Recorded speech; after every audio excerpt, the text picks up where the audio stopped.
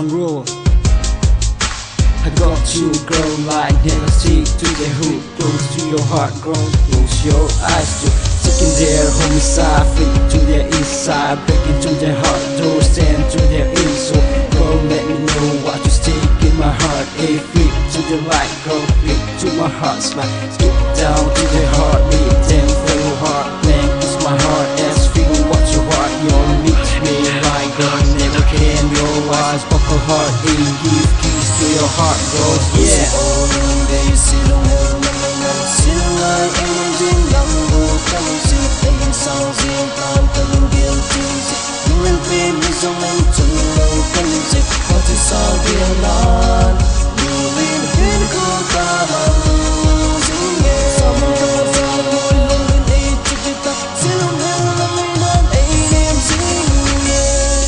Yeah, that's what EDG stand for.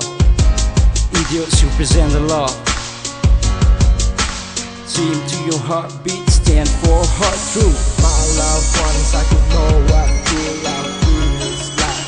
Now that's me, that's cool, that's what it feels like. I know that there'll be mistake that will rise, make us struggle now, overcome that now. To raise that love that will make no sense now, girl. Know that love feels here now. Put me up, this love. Music all day, sit on